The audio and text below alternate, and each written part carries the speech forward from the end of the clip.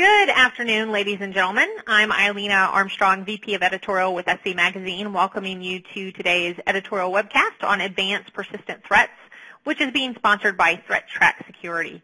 Targeted attacks, as we all know, are nothing new. In fact, they seem to be happening all the time now, as cyber criminals from all walks of life enlist any number of APT tactics to gain entry to systems so that they can surreptitiously siphon off customers' personal information, corporations' trade secrets, and much, much more.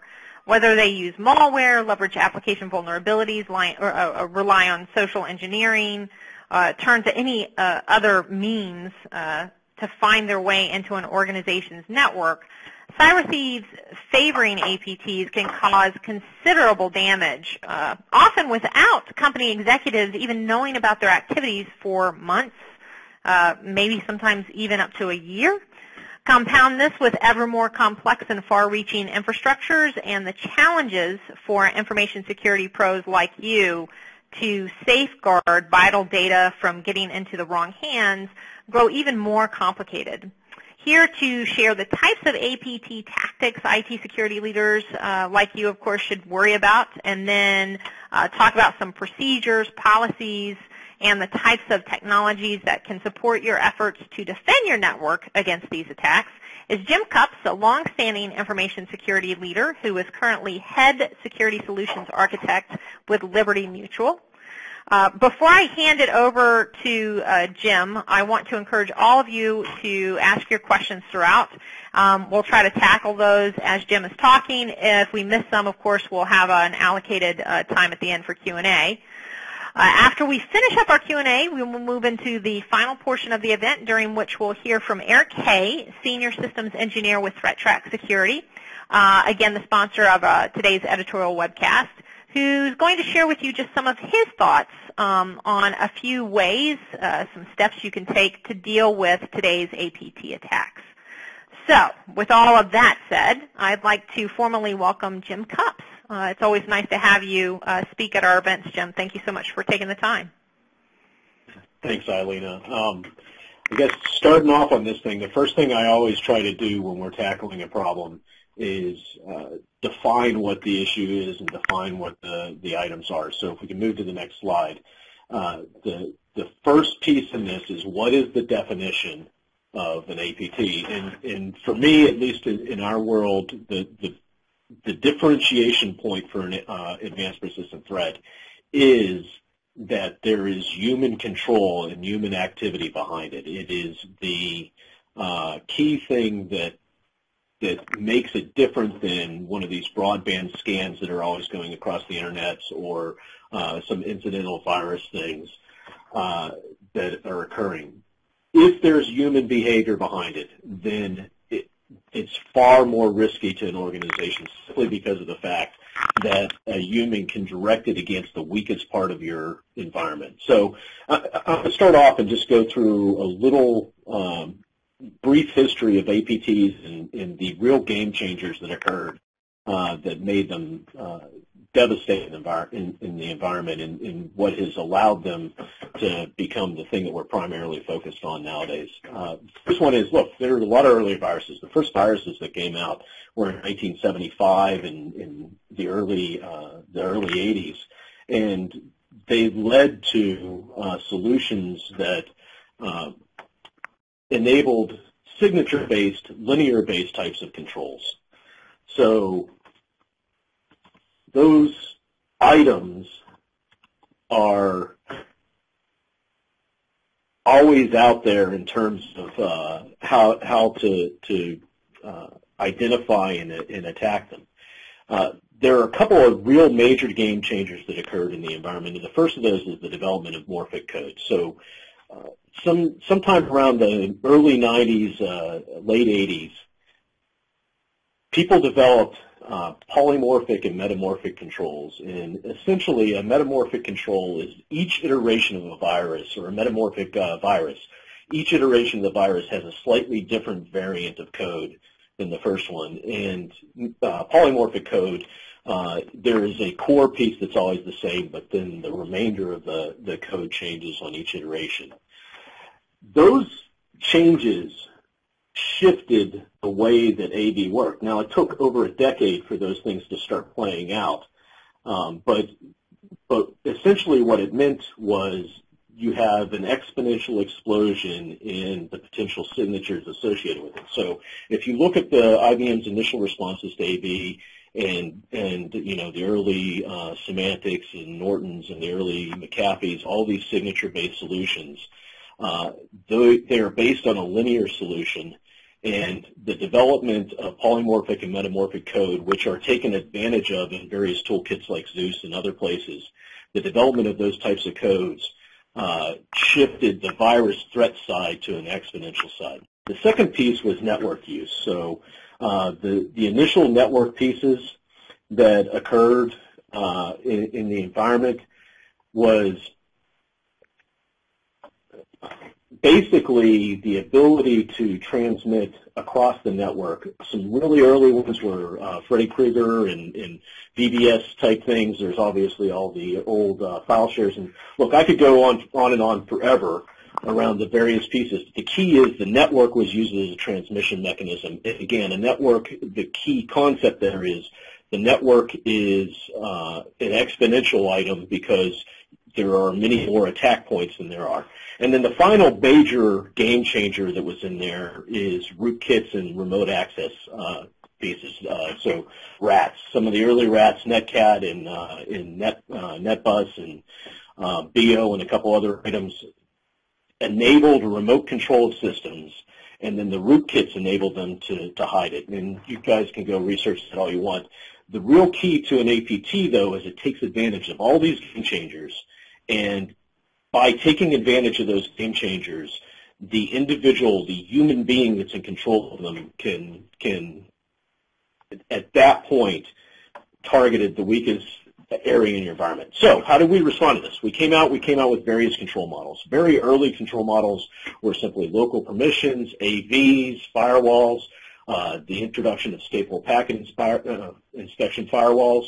We got a little more sophisticated, and we started having the concept of layered defense. This was in the early to mid-'90s that layered defense really became a massive push in the security industry. I heard a lot of people describe it as the moat in the castle or the peeling of the onion, but the reality is the intent is to filter out at a layer-by-layer basis all of the different attacks that are occurring, and then over a series of layers get it to zero items. As that was developing, we started coming out with a lot of standards. So you have British Standard 7799 that eventually became ISO 17799, which then morphed into 27001 and all these other alphabet soups worth of controls. Recently, PCI is recently is in the last 5 or 10 years. I'm sorry, I'm aging myself here, but PCI has been a major push for a lot of industries, SOX, and all these other different layers and angles of looking at control structures. One of the key items I'm going to get to in a few minutes, but on those layers, though, is that they tend to be linear in nature. So as those things developed, security industries started talking a lot about where the exact threat surface is, where the attack surface is from a remote basis. And it became really obvious with things like SQL injection attacks and other attacks that the real exposure layer is at the application and at the interface of the application and the users. So SDLC integration, software development and lifecycle integration, and threat models associated with the applications became a lot more prevalent, and a lot of industries are focusing on that angle of it right now. Likewise, risk management became a priority because as you're spending all this money trying to do all these different control structures, and a lot of companies are spending millions and millions of dollars. I think the average for financial industries are between 3 and 10% of their IT budget is spent on this, and most major companies are easily up in the 5 to 10% range of their IT budget, and some of them are upwards of 20% of their IT budget are spent on security, depending upon how you slice and dice the pie. Risk management became a lot more prevalent, and how do we identify where the real risks are? One of the favorite discussion points out there is a Lockheed one, and that's the kill chain model. I like the kill chain model quite a bit because it enables you to look at a threat from the perspective of how it can bypass your different control structures. It's not the only thing that's out there, and it falls short when you're trying to do an aggregation of all your controls, but it is very good at identifying what the process is on those. There's a lot of other models out there. FAIR is another very common one that's used. Failure mode effect analysis is one that's used in some places. The long and the short of it is people are trying to prioritize where they need to spend their IT dollars. So that leads me to the next piece in the next slide, and that is right now we are failing in our current control models. And when I say we, I'm talking generically as an industry. And the reason why we're failing is we're using linear controls, traditional control sets, to try to address an exponential threat.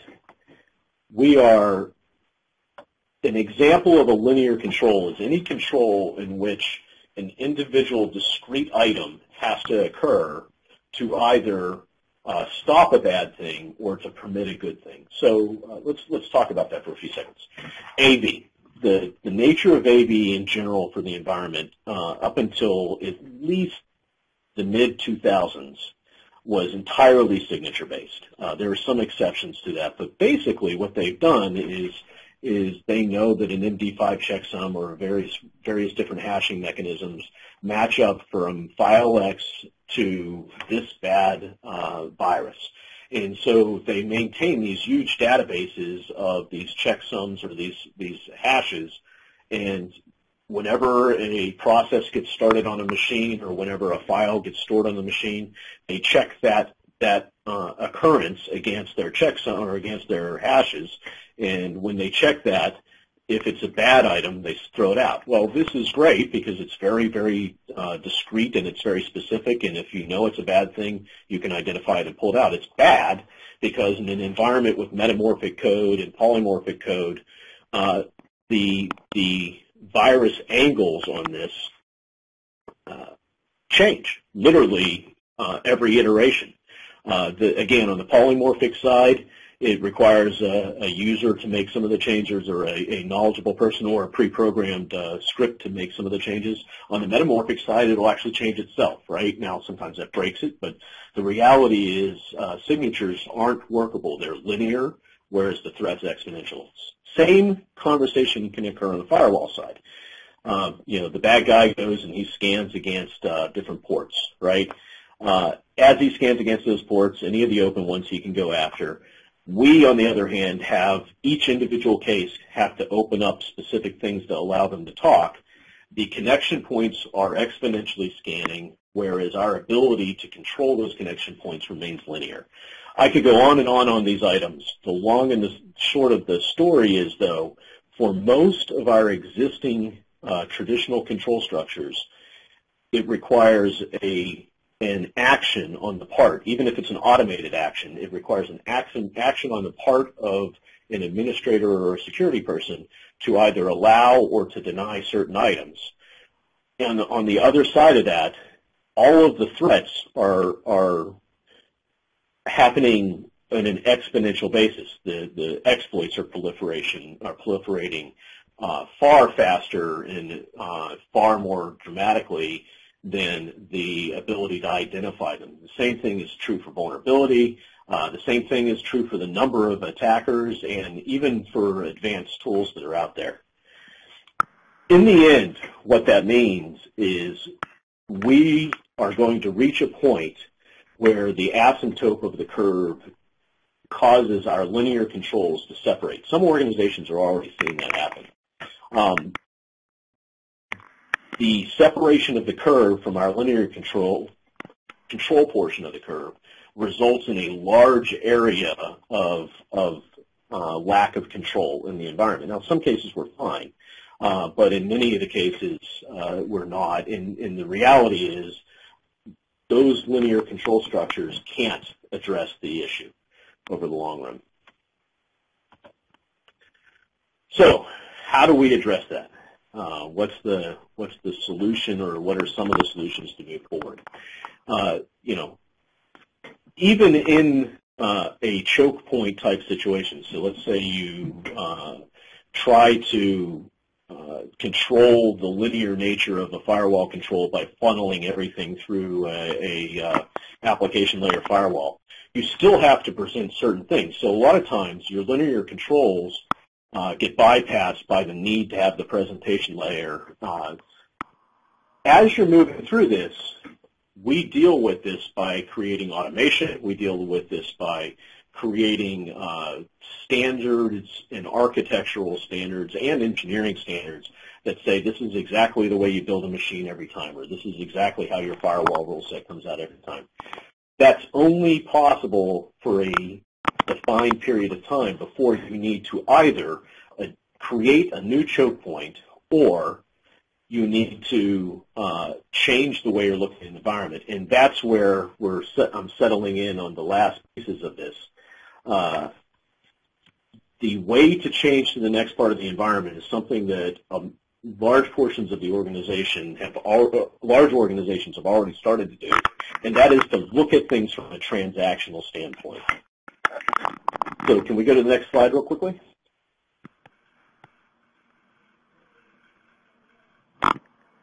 So one more slide on. So as we're moving through these items and the transaction controls are getting identified, you're able to identify where your weakness points are. So let's back up for a second. What is a transaction control? A transactional control is any control in which you are identifying the interaction point between your potential users or your potential systems and the data in the background associated with it. And that enables you to define what the business use is. Now, I'm sure there's tons of people out there that have gone through a SOX audit or a Sarbanes-Oxley audit or some other financial control audit. Those are perfect examples of transactional control environments. The key there is you're saying these are systems that have impact on our financials. The impact on our financials is based on these transaction interactions, and these transaction interactions are the items that are creating the risk for our environment. Next slide, please. So, as you're moving into this, you still have to maintain your existing control environment. A buddy of mine likes to say we have to deal with the cosmic background radiation of the environment. But not all of your existing controls are useless. You still have to have AV to clean up the items that you deal with. You still have to have firewalls to control the gross access to your network. But those controls should be analyzed and only enforced in the context of the environment they're in. And what it really comes down to in the end is who does a transaction, what the transaction is applied to, in other words, the data, and how the transactions can be controlled. So as we're going through those items, the focus point for us is for control capabilities. I'm sorry, go back one. We're jumping around quite a bit, aren't we?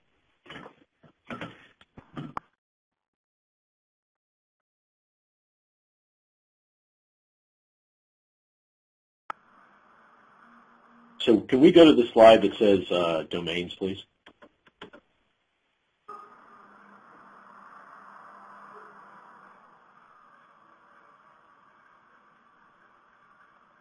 So as you're identifying the controls, the three areas to focus on are the domain controls, so the data controls. So where is your data and what is your data in the environment? The authorization controls and the transaction controls. Transaction controls break down into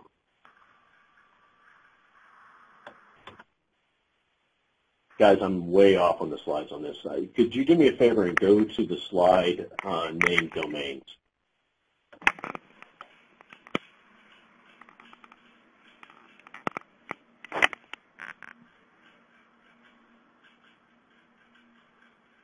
Eileen. I think it's slide 7.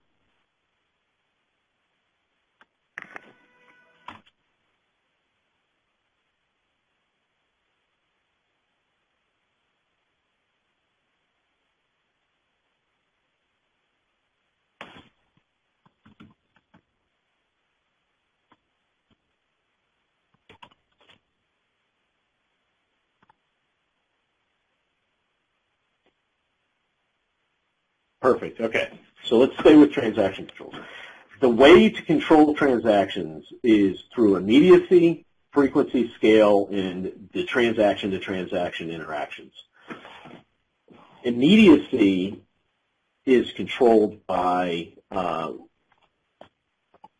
whether or not, first, if it ever occurs, a transaction ever occurs. Second, if a transaction does occur, how often is allowed? So what's the frequency? How often is allowed and how immediate does it occur? The next is scale and transaction interaction. So let's talk some details in this.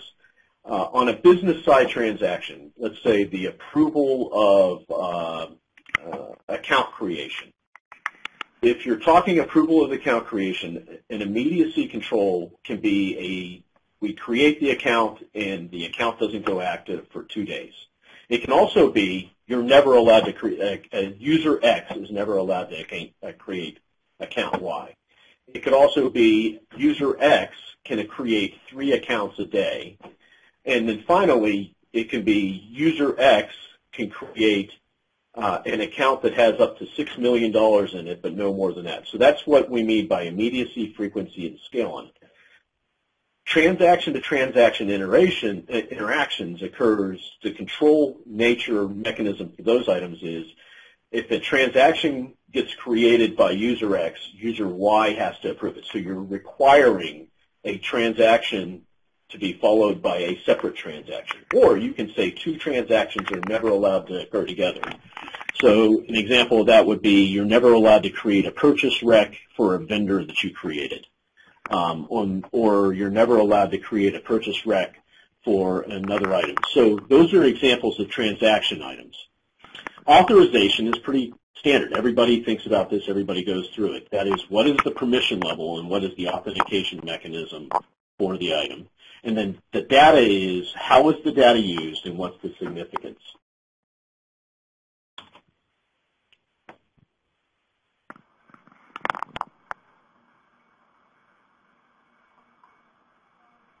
So as we go through immediacy, frequency, scale, and transaction interactions, those are the items from the transactional ontology that tie into who the actor is and that tie into what the account is permitted to do. The next item on it, next slide please. The next item on it is the functional layer of it.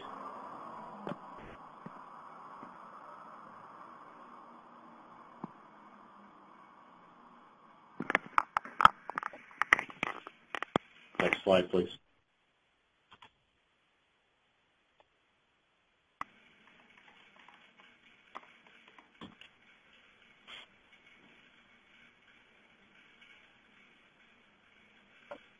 The next item on it is the functional layer on it. The functional layer of a transaction is what action that transaction takes and what is the context of that action. It's whether or not a transaction gets added, read, change, or delete. So any transaction is an act upon a piece of data. That's where data ties into the transaction.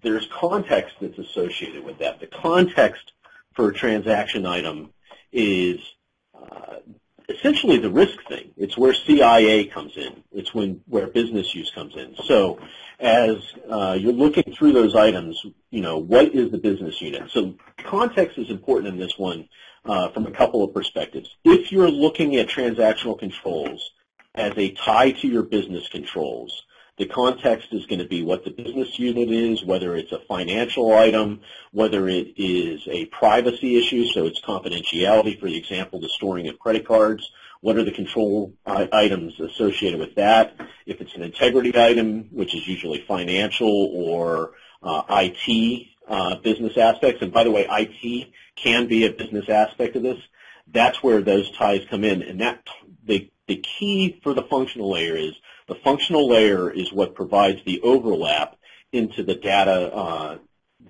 inventory for your environment.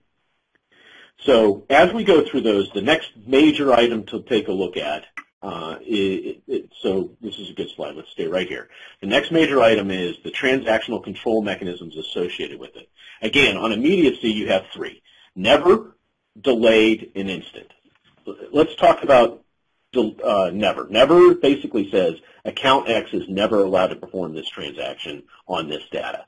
Delayed could be very simple. It could be a fraction of a second, or it could be, like I mentioned earlier, about account creation. Or let's take an example from your bank.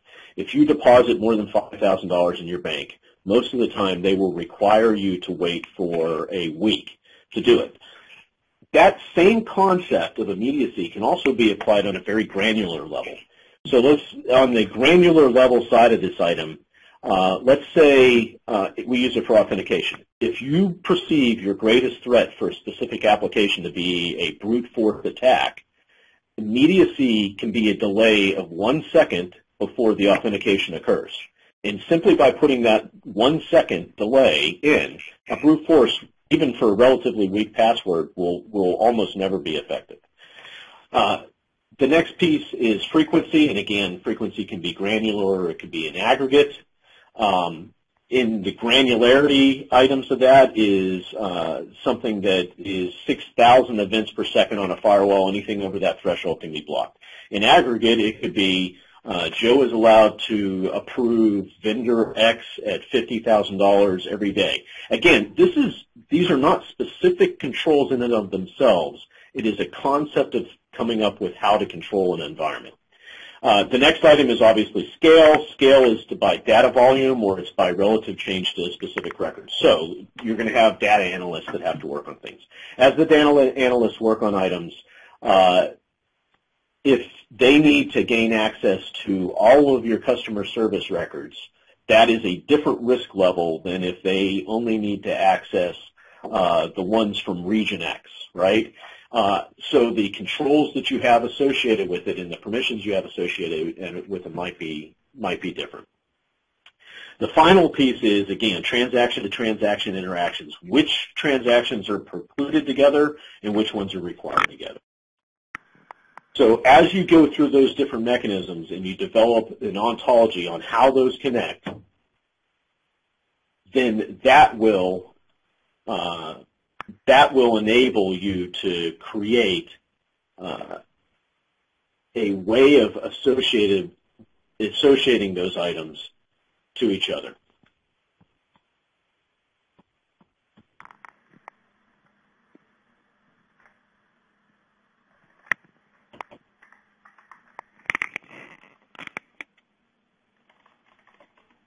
Okay, so as we're going through the items, I think my screen might be lagging a little bit. Talking about the authorization dimensions.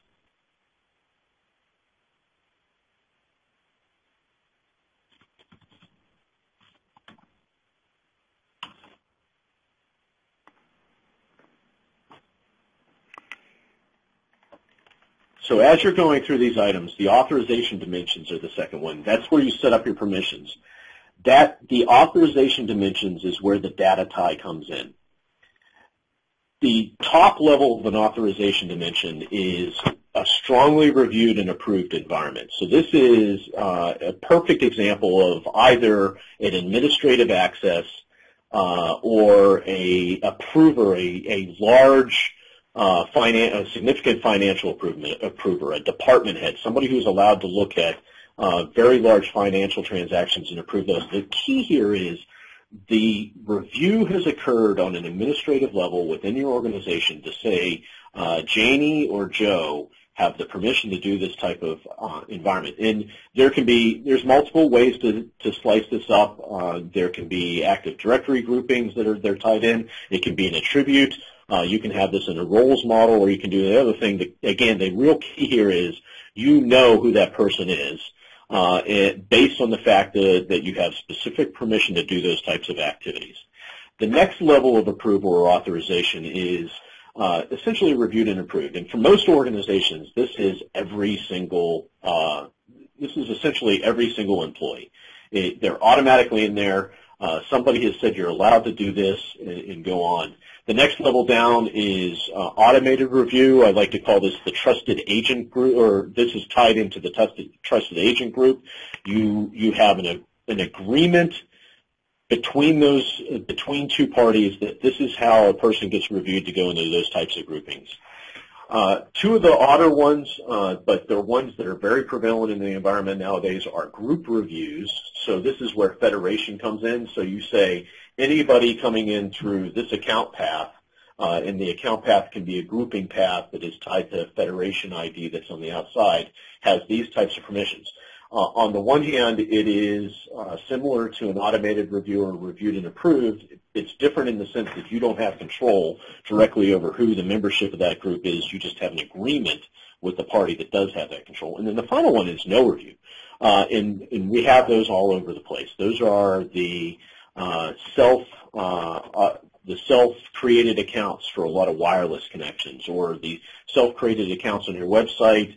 And the key to controlling that is you let them touch their own data, and they're never allowed to see anybody else's data, and they're only allowed to change their own data within the confines of whatever your EULA is, right? The next aspect of that is what is the verification strength and the veracity of that. That's where the transaction tie comes in. So for a very highly critical piece of data, let's say the final financial report, you may require two-factor authentication as the verification strength. You might even require a specific two-factor authentication, or you may say that just a single authentication comes in there. So the dimensions associated with this is what is the verification strength associated with it. The next piece is how old has it been since it's been verified. Look, there's a lot of standards out there. The standards say that after 15 minutes you have to be auto-logged off. That's just another way of verifying the age of it. And then the final one is what is the source of the authentication and how much do you trust it. So as you're moving through those items, you use the first grouping, the permission grouping, to tie to the data and what the access permissions are for the data. And then you use the second group to tie to the transactions and what your permissions are to the transactions. And that provides you with your overlap in those environments. So the next one is the data slide. And in that slide, what you're doing is you're identifying the key pieces of the data environment. So what is the physical location of the server and the logical locations? Who is the owner of it? What is the mechanism of retrieval? So what's the access path to get to that data? And what is the relative level of analysis that has to be tied into it? The key here is it's who is the potential actor on that data, who's the potential actor that has access to it. The second aspect of that is what is the significance of that data to your environment. So if you remember back to the transaction items, back in the transaction, I'm not asking anybody to go back to it, but back in the transaction items, we had a functional layer where we said there was a data tie, and part of that was the context associated with it. Well, when you're talking to the data item, the key here is the interconnectedness of this information. You're talking the confidentiality, what's the financial, what's the settings, what's the PCI. You use that information to provide the potential approval paths to all of these other pieces of data. So, going on to the last slide, what do you do with all this?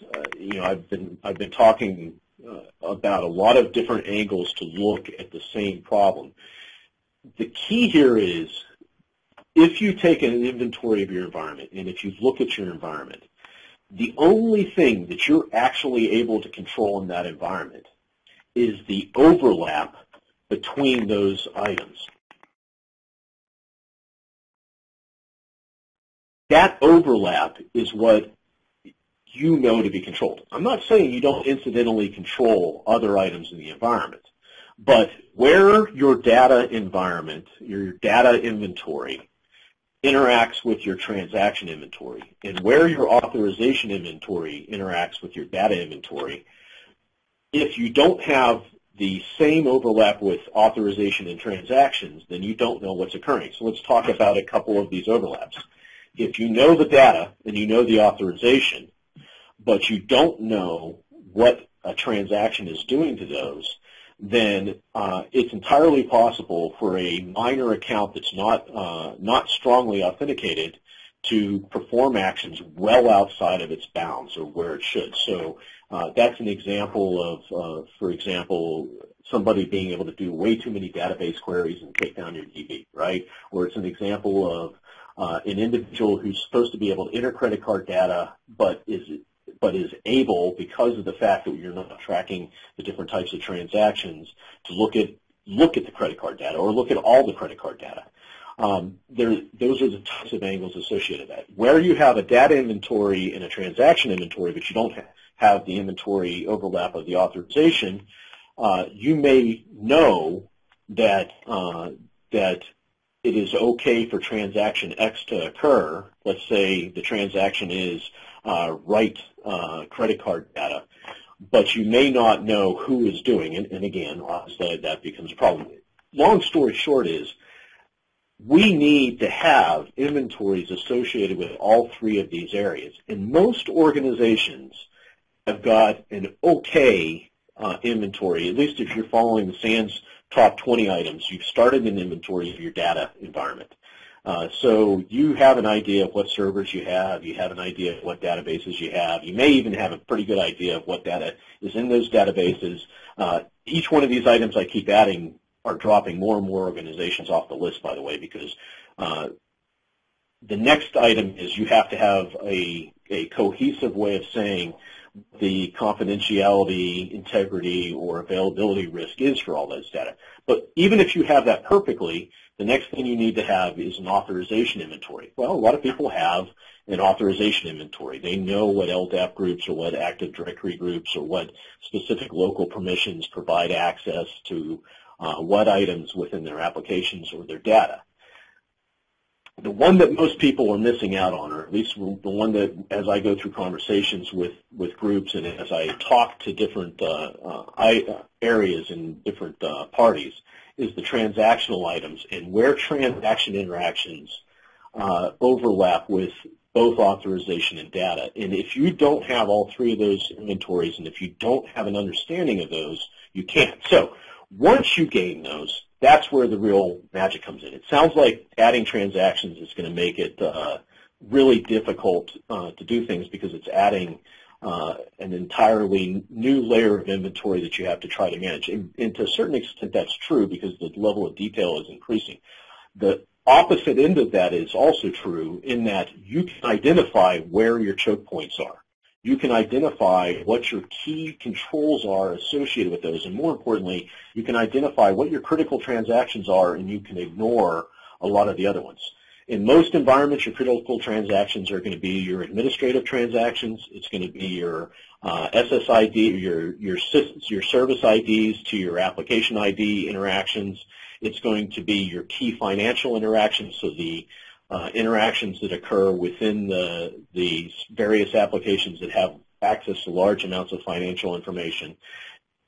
That reduced inventory is what you apply your scope and your scale against, and it's by knowing where those items are, you can choose your choke points closer to it, and that allows you to get away from this exponential to linear struggle that a lot of companies are having. So specific tools that allow you to do that, and not specific tools, but types of tools.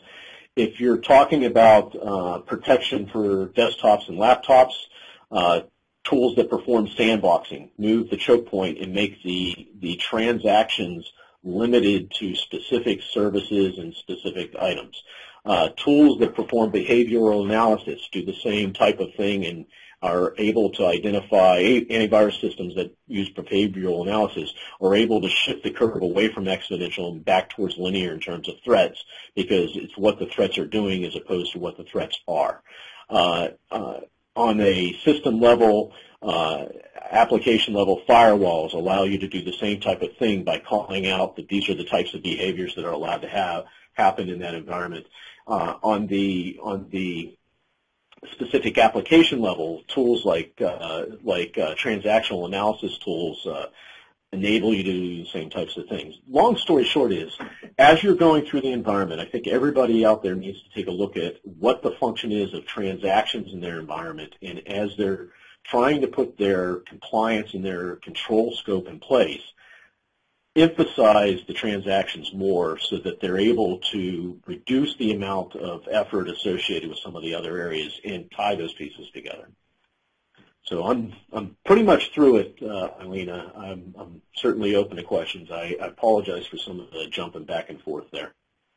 No worries. Thank you kindly, Jim. That was a very thorough presentation, kind of talking about aligning some of these key inventories to really allow for a better understanding of what's happening with data on one's network, and of course just gain more control and insight as to what's happening, and therefore being able to detect some of these threat actors, if you will. So with all that said, I do think that some of you did experience some delays with the slides, so we apologize for those technical difficulties, but we do have some questions, and I think very quickly to establish a foundation, perhaps it might behoove us to go back to some of the industry stats that we on this side have seen hit this year, showing that many executives are uncertain even if they've been hit by an APT, with huge numbers giving themselves very poor ratings or grades, if you will, when it comes to even having a clear understanding of whether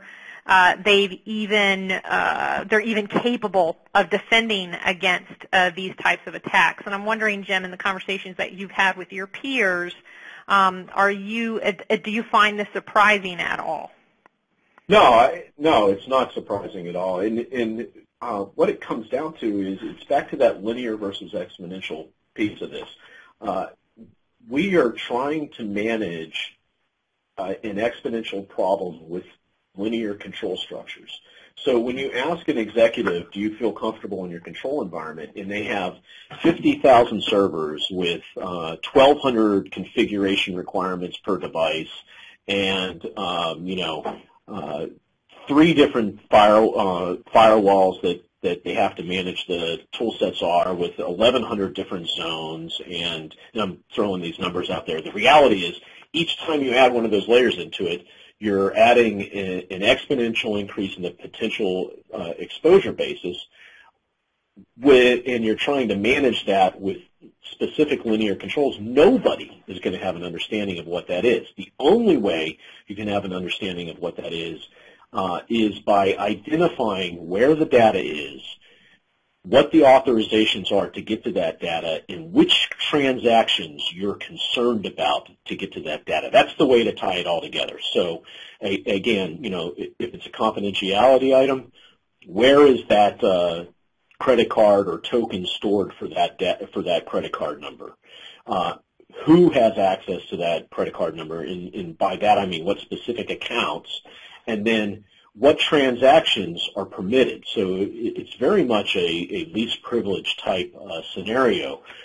You can't do the least privilege by looking at all 10,000 servers and all 10,000. You have to do the least privilege by saying these are the transactions that are permitted for this data in this way only, and making sure that your linear controls line up to those transactional controls in math. And I think people will be more confident with it when they get to that, but it doesn't surprise me at all that people are very uncomfortable with what their control structures look like.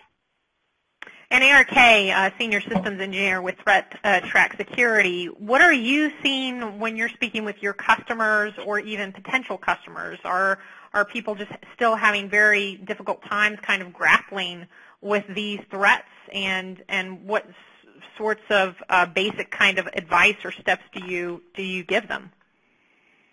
Yeah, I mean, I think I think people are waking up to the fact that as Jim pointed out, using a list-based control, antivirus, signature list to try to block bad stuff isn't going to work anymore, and they're trying to figure out how to get to the next level of security. I think a lot of them have feel like they've spent a lot of money on tools to detect things like advanced threats. And I can't take credit for this, but I heard it the other day. Somebody said, and they were trying to get defense in depth, and what they ended up with was expense in depth because they don't feel any more safe, but they're spending a lot more money. So I think there's a lot of folks out there that are trying to find a solution, or at least find some ways to tighten things up. Yeah, that's. Can I steal that, Eric? Yeah, it's not. I can't give you credit. I'll send you an email who said it. The first person. I like to give attribution, so the first person I heard it from was somebody else. Okay, I like that though. I mean, and that's really what it is. We're spending $1 million or $2 million on tool X, and then on tool Y, and then on tool Z. And I'm not saying that those tools aren't necessary in one way or the other, but until you have the story of what transactions can provide what access to the things that cause business headache to you, you're never going to be able to fully control it. And until you deal with creating a series of choke points, and behavioral AV is one of those choke points, you're never going to be able to control that angle of it. One area that we didn't necessarily touch on in much detail in the presentation was this whole idea of end-user awareness and training, and seeing as how there have been, of course, some attacks that sort of took advantage of the lack of knowledge or lack of awareness, if you will, gullibility of some of the end users out there. Certainly, I think that when you talk APTs, we're hearing a lot of folks our side tout the need for stronger end-user awareness and training. I'm wondering, Jim, are there areas of your overarching risk management plan that you have enhanced or you've taken steps to sort of better end-user awareness and training? And are there, like what works for you? Yeah, definitely. I mean, user understand. Look, I don't care how good your AV is, and I don't care how many different layers of protection you put on a person's desktop. Some bad guy's going to find a way around it eventually. There are ways to limit that to a certain extent. In Liberty, we're pretty draconian about permissions on our laptops, and we have multiple layers of protection there. But part of those protections are exactly what you said. It's end-user awareness. We have a series of videos that we send out once every month. There's actually a pretty high production value to those videos. It's not just somebody sitting in front of a camera and saying, do this. And they're designed, and we use social media to spread them to people just so that our users can understand what phishing is, so that they can understand if you click on that mail, none of our, it's possible that it'll bypass our protections and cause a problem. And Eric, from your perspective, and certainly, again, when you're conversing with information security pros out there, are you hearing about particular end-user awareness training programs that seem to resonate with the average employee these days? Or there are certain steps that folks are taking that seem to be kind of more forward-thinking in your mind? Yeah, so we do. There are a lot of people that are doing that sort of awareness training, and I think it helps. I think what happens over time, at least our experiences, is that right after the training, people are really, they're sort of understand and they're aware, and their sort of alertness level is high. And over time, they got a day job to do, and so that sort of falls to the background. And so it's important to do it continuously, which it sounds like they do at Liberty Mutual, which is a good thing. I think the other thing that we try to offer is the ability to it's try to make it so you can say, hey, you know what, this is a targeted group of users in your organization, so rather than sort of have everybody on a high level of alert, why don't you talk to these guys? Because, when you talk about APTs, it's not just making sure that they're safe within the organization, it's making sure they're safe when they're working at home, when they're using Facebook or LinkedIn or other things where there could be a potential infection vector. You want to say, hey, if this group is known to be under some sort of attack or likely to be, we want to elevate their awareness a little bit more than, say, the organization as a whole. So that's one thing we try to help people do. Yeah, Eric, I think that's a good idea. That's a good point. Is companies can control the endpoint devices that they have direct control over, but they can't control the ones that they have indirect control over. So communicating the risks associated with their personal phones and their personal machines and their social media sites is very important.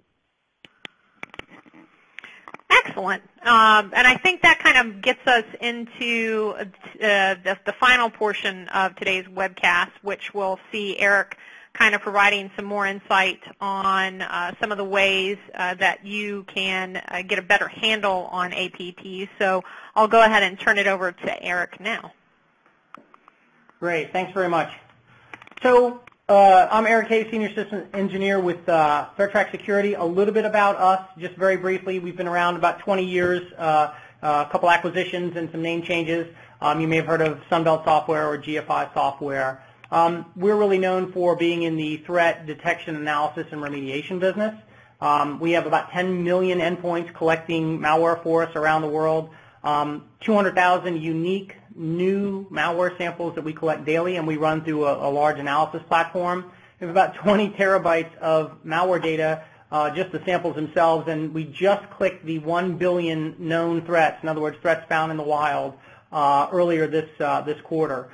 So, we're all about malware. We understand it. We understand how it works and how to detect it and how to clean it up. And, what we're finding is, when you talk about APTs aren't a point-in-time event. It's a campaign, and we're surprised at how many people that are infected. Why does it take them so long to figure out that something's happened? And it's not because they don't have tools. In fact, a lot of people have these really sophisticated APT tools, and they will use those as a higher priority alerting system and say, we're only going to alert on these sort of very suspicious sort of zero-day or unknown attacks. In other words, they're not signature. They wouldn't be flagged by a signature-based system like Jim was talking about. And the theory is that if you focus on those, you're going to catch the real bad stuff. But the problem is that these are all point-in-time events. So it's not really helpful. And I'm going to use a sort of a metaphor here. Basically, these alerts are basically like saying to the person watching them, it's 80 degrees. And that's interesting, but it doesn't really tell you much. You need context around it. So, we think you have to wrap context around it. And to do that, you need not just the fact that it's a sophisticated event, an event that wouldn't be detected by a signature or some other heuristics. You need to get all events. So whether it's picked off by the desktop AV or your IDS IPS system or your advanced malware detection engine, that has to be pulled together. You have to look at the targets, and I'm going to talk about what a target means in a little bit. And timelines. And if you can do that, you're going to pull together basically the ability to have insight into what we call a campaign. And so rather than say it's 80 degrees, you need to understand where was the temperature of 80 degrees taken and when, right? And when you do that, then you can start to connect the dots. So now I can say, hey, this group of users was attacked over this time period with these multiple different types of attacks. And now I have an idea of what's going on. And so again, back to my metaphor, if you're correlating time, temperature, location, and a span of time when you're talking about it is helpful. Now instead of it's 80 degrees, I get it's 80 degrees in Alaska in January. And now I can say, wait a minute, that's abnormal. There's something suspicious there. And that's a much more valuable piece of information than just a lot of alerts giving me an individual temperature. And I think the problem we see out there with our customers is they have a lot of tools giving them a lot of alerts. They don't know which one to prioritize. They don't communicate with each other. There's no correlation of data, especially non-threat data like I want to pull the targets in. And so they don't understand, how to act on that data, right? So now if you're paying attention, you said, well, Eric, you just told us to go collect a lot more data, correlate it with targets. We need times. We need all this stuff. How are we going to see the forest through the trees? We already are drowning in data, right? So how is more data going to help me? And I understand you're drowning in alerts, and you want to understand more about what's going on. So if it's 80 degrees in Alaska in January, and I show you this picture and tell you this is a picture of Alaska in January, you go, well, there's no snow.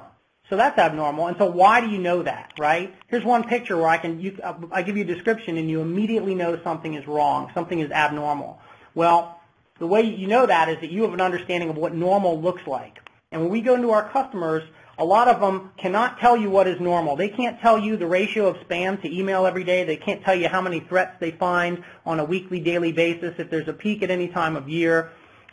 So a perfect example is, we have some tools to help you correlate this information, and one of the things I can do is tell you how many emails were sent that had some sort of malicious link or attachment in them over a period of time. And so in this case, I'm seeing that it's fairly normative. You know, I have this nice curve. It's a little bit scary. I mean, you know, they match, but boy, I'm under attack all the time. But it tells me that, you know, I'm getting a certain amount of stuff. It's probably shotgun, you know, DDoS, you know, botnet type stuff that people want to throw at me. And this is what the world we live in is that I'm seeing these attacks. But this is normal. So I need to understand what normal is first. So, for example, you know, normal is what are the high and low temperatures on a daily basis in Alaska in January, right? I have to establish that first so that I know what's abnormal. And then I get abnormal. So now I have this, the first set is pretty clear that there's a pattern, and now I've broken out of that pattern, right? So I can spot trouble earlier. I can see it as it's happening or just after it happened. And what I mean by that is this graph shows that I have an email flow where all of a sudden I have a spike in threat activity relative to email flow. So that's interesting. But even more interesting to me as an analyst is that threat flow dropped off. And so does that mean that the attacker succeeded in getting into the network? Do I now have a window that I should be focusing on in terms of what the events were before and after that to do some analysis? So that's the kind of thing that you need to be able to do so you can more quickly respond, right? Responding to these threats is really what it's all about because you're never going to block them all. It's not going to happen. I don't care what any vendor tells you. You're not going to block them all. So you need to understand when somebody gets through, and they could attack you again through, you know, Facebook or something else. So the other thing you need to do is you need to know your internal targets. There's a lot of talk now about data classification, which I think is really important. Who has access to what data? Where is this data held? That's great.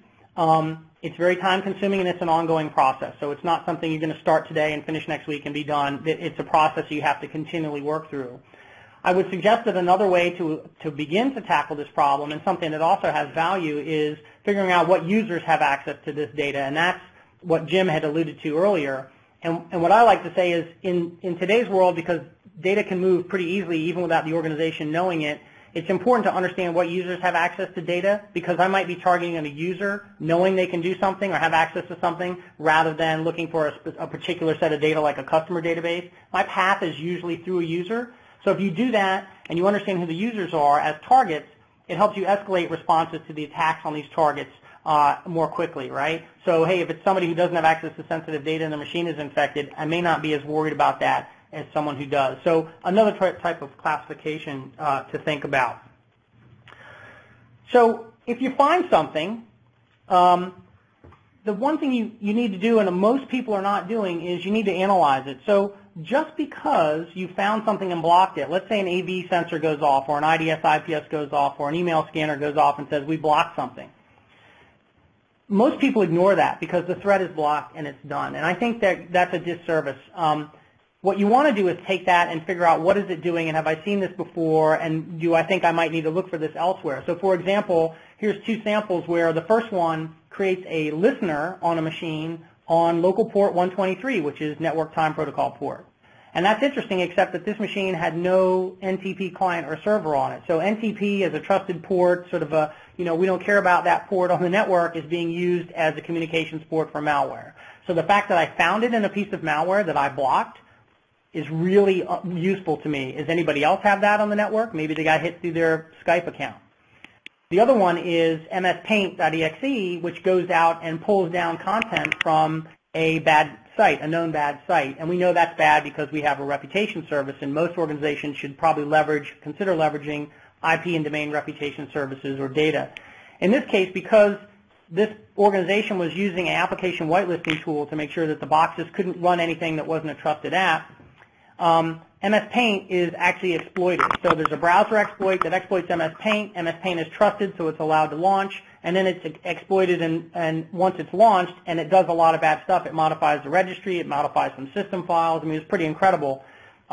So I would never have known that, and I would never have known to look to see if MS Paint was making internet calls or maybe block it at my firewall if I hadn't analyzed this piece of malware that I had already detected.